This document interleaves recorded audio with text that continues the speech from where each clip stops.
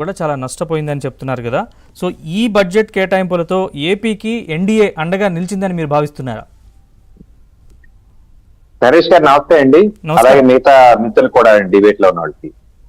ఇప్పుడు మనందరం కూడా ఈ సమయంలో ఇవాళ దేశానికి ఇంపార్టెంట్ ఇష్యూ పైన నలుగుతుంది. మన రాష్ట్రానికి పైనుంచి నిధులు ఏమొస్తాయి, ఏ విధంగా మన రాష్ట్రం ముందుకు వెళ్ళాలనే దాని మీద మనందరి ఆలోచన యాంగ్జైటీ ఏదో ఉంది.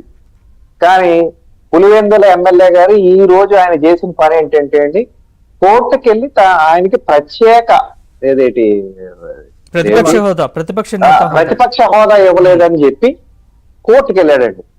అంటే ఇప్పుడు మీకు అర్థమవుతుందండి ఆయన ఇంటెన్షన్ కానీ ఆయన యాక్షన్స్ కానీ చూస్తుంటే గత 5 ఏళ్లలో కూడా ఈ రాష్ట్రం మీద ఎక్కడా శ్రద్ధ లేదు. కేవలం ఆయన కోసమే, ఆయన దోచుకోవడానికి కోసమే ఆయన పరిపెట్టుకున్నాడు కాబట్టి దాని మీదే ఉంది. అందుకే గత 5 ఏళ్లలో ఆశించినంత స్థాయిలో ఈ రాష్ట్రానికి రాలేదని కూడా చెప్పకూడదండి. ఎలక్షన్స్ చేశారు కానీ స్టేట్ ఎలా ఉందంటే ఇనీషియల్ గా ఇచ్చినటికి యూటిలిటీ సర్టిఫికెట్లు ఇవ్వలేదు, లేదా ఎలక్ట్ చేసిన బడ్జెట్ కి స్టేట్ కాంపోనెంట్స్ కట్టకపోవడం వల్ల వెనక్కి వెళ్ళిపోయిన నిధులు ఇటువంటివన్నీ జరిగినాయి. కానీ ఒక ఎగ్జాంపుల్ స్మార్ట్ సిటీకి ఉందండి, 900 కోట్లు ఖర్చు పెట్టారు కానీ దానికి యూసీ లేక తర్వాత ఇవ్వాల్సిన 650 కోట్లు ఆగిపోయినాయి. ఇలా చెప్పుకుంటూ పోతే మళ్ళీ గతానికి వెళ్తాం. కానీ ఊరికే 2 ఎగ్జాంపుల్ చెప్పకపోతే ప్రజలకు కూడా అర్థం అవ్వాలండి గతంలో ఏం జరిగింది.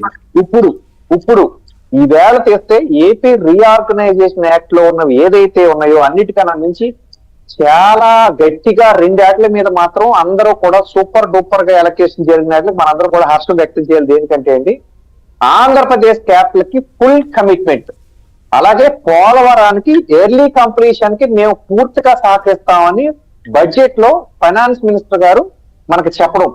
కమిట్మెంట్ కూడా ఎలాగండి, 15,000 కోట్లు. అది కూడా ఈ ఒక్కసారే కాదండి, అవసరం అయితే ఇంకా ఇస్తాము, భవిష్యత్తులో మరిన్ని నిధులు ఇస్తాము. ఇది కూడా చిన్న మాట ఏంటంటే ఆల్రెడీ సాక్షి టీవీలో ఎవరు వేసారని చెప్పి మా ఫ్రెండ్ ఒక ఆయన ఫోన్ చేసి చెప్పాడు, ఇదంతా లోను మళ్ళీ ఏపీ కట్టుకోవాలని చెప్పి అందరూ వేస్తాంటండి. చాలా క్లియర్ కూడా ప్రజలకు అర్థమయ్యే విధంగా చెప్పాలంటే ఇది లోన్ కాదండి, గ్రాంట్. అది ఏం చేసుకుంటది అనేది సెంట్రల్ గవర్నమెంట్ చూసుకుంటది దానికోసం. కానీ ఏపీ మీద అయితే భారం లేదు, పూర్తిగా సెంట్రల్ గవర్నమెంట్ ఇవ్వాల్సి. ఫైనాన్స్ మినిస్టర్ ఉపయోగించిన పదం స్పెషల్ ఫైనాన్షియల్ సపోర్ట్. అంటే అదే అంటున్నారు. అంటే ఇటువంటి ఏమంటే మీలాంటి మాధ్యమాల ద్వారా స్పష్టం చేయకపోతే అదే ప్రచారంలోకి వెళ్ళిపోయే ప్రమాదం ఉన్నది. ఇది ఏపీ రీఆర్గనైజేషన్ యాక్ట్ ద్వారా సెంట్రల్ గవర్నమెంట్ ఇవ్వాల్సిన బాధ్యత ఉంది కాబట్టి ఇచ్చి ముందుకు తీసుకెళ్తుందండి.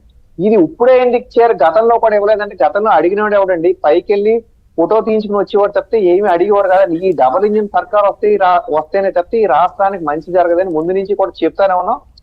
ఇప్పుడు అప్పుల కోసం వెళ్ళేవాళ్ళు కదా, ప్రతి నెల అప్పుల కోసం వెళ్ళి దండాలు పెట్టుకొచ్చేవారండి. కొన్ని అప్పులు తీసుకున్నామని కూడా చెప్పేవారు కాదు. ఆ లెక్కలు సరిగ్గా చెప్పట్లేదని కూడా మా పార్టీ ద్వారా గట్టిగా చెప్పిన తర్వాతే పైన కూడా మేల్కోవడం జరిగిందండి. అంటే ఇక్కడ దొంగతనంగా అప్పులు తెచ్చేసి పైన రిపోర్ట్ చేయకపోతే, ఆన్ పేపర్ రిపోర్ట్ చేయకపోతే ఎవరు చేసేది లేదండి. అంటే మీకు తెలియదా అంటే ఇదంతా కూడా ప్రజలు క్లియర్ గా అర్థమైంది కాబట్టి మళ్ళీ మమ్మల్ని ఇక్కడ తీసుకొచ్చారండి.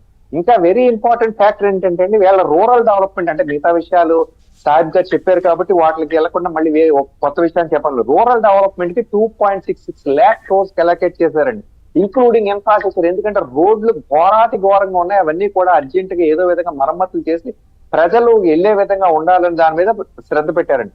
ఆ రూరల్ డెవలప్మెంట్ కి ఇక్కడ పవన్ కళ్యాణ్ గారు ఉన్నారు, ఆయన కూడా కొంచెం ప్రత్యేక శ్రద్ధ పెట్టి వాటిల్లో సింహభాగం ఇక్కడ తీసుకొచ్చి డెవలప్మెంట్ ఖచ్చితంగా చేస్తారు.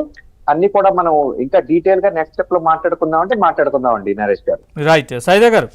సో మీరైతే కాంగ్రెస్ పార్టీ